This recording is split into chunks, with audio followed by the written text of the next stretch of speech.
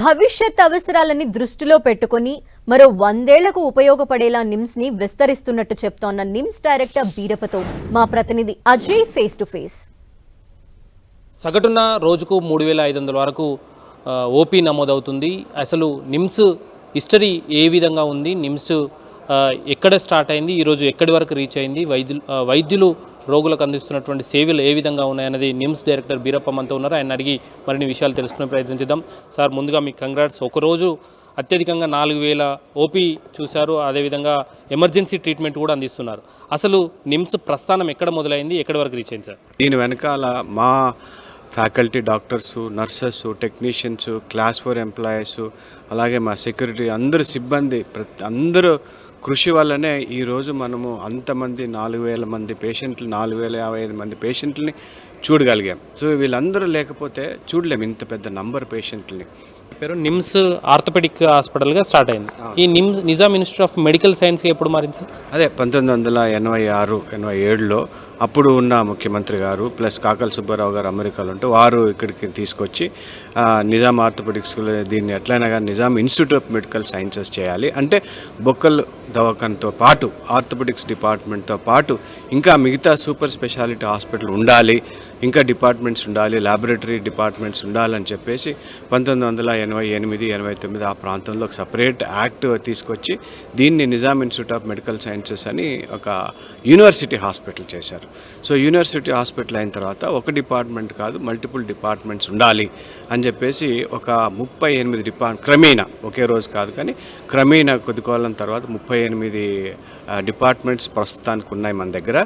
అలాగే ఫస్ట్ ఈ బ్లాక్ ఒకటి ఉండే, తర్వాత మిలేనియం బ్లాక్ అని, తర్వాత ఆంకాలజీ బ్లాక్ అని క్యాన్సర్కి సంబంధించిన పేషెంట్స్కి, అలాగే ఈ trauma block, specialty block, over a period of time ఈ బ్లాక్స్ అన్ని వచ్చి 38 స్పెషాలిటీ డిపార్ట్మెంట్స్ వచ్చాయి. అన్ని డిపార్ట్మెంట్స్లో అన్ని పీజీ కోర్సులు, మెయిన్లీ ఏంటంటే ఈ hospital PG courses, post graduate courses, MD, MS, DM, MCh ఇలాంటి కోర్సులు కానీ అన్ని డిపార్ట్మెంట్స్లో నడుపుతున్నాం.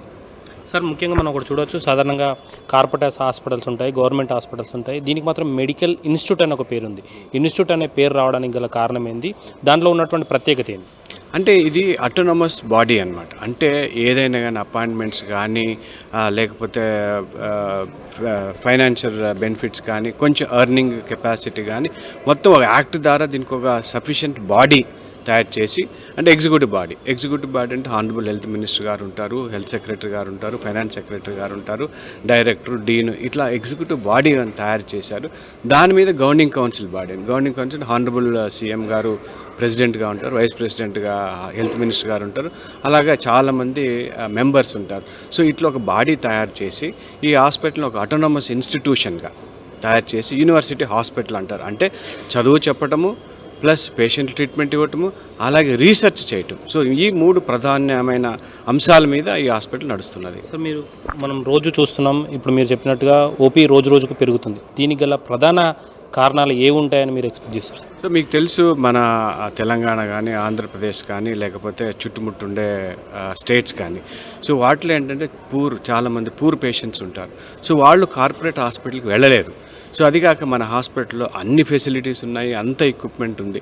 సో మనకు వచ్చే పేషెంట్లో కనీసం అంటే 40% మంది ఆరోగ్యశ్రీ పేషెంట్సే ఉంటారు. అంటే poorest of the poor patients మన హాస్పిటల్కి వస్తారు. And they get an high end treatment.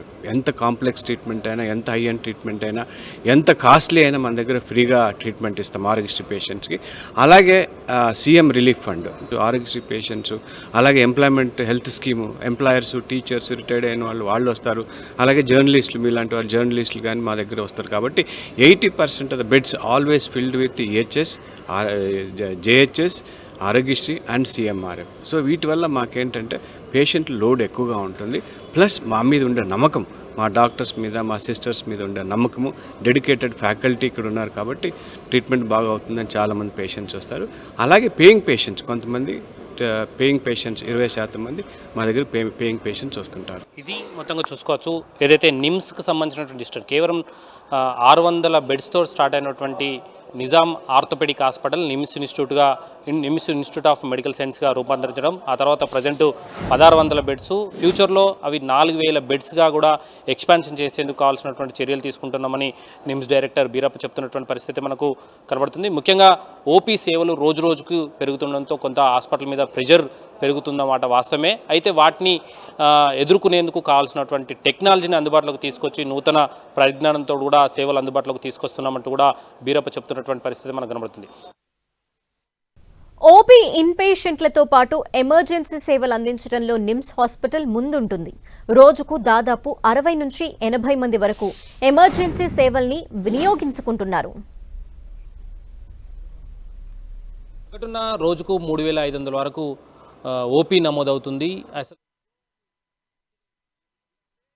ఇప్పటివరకు మనం చూసినట్టు పేషెంట్లకు కావాల్సినటువంటి ఫెసిలిటీస్, ఇక్కడ ట్రీట్మెంట్ బాగా అందడం, అదేవిధంగా ఇక్కడ కావాల్సినటువంటి రోగ నిర్ధారణ పరీక్షలు అందుబాటులో ఉండడం, వైద్య సిబ్బంది అందుబాటులో ఉండడం, అన్ని రకాల దాదాపు 38 రకాల స్పెషాలిటీస్కి సంబంధించిన ట్రీట్మెంటు అందుబాటులో ఉండడం, ఇవన్నింటినీ కలుపుకొని ఎప్పటికప్పుడు ఓపీ అదేవిధంగా ఇన్పేషెంట్లు సేవలు, ఇన్పేషెంట్ రోగులు అనేది పెరుగుతున్నారంటూ కూడా నిజాం ఇన్స్టిట్యూట్ ఆఫ్ మెడికల్ సైన్స్కి సంబంధించినటువంటి డైరెక్టర్ బీరప్ప చెప్తున్నటువంటి పరిస్థితి కనబడుతుంది.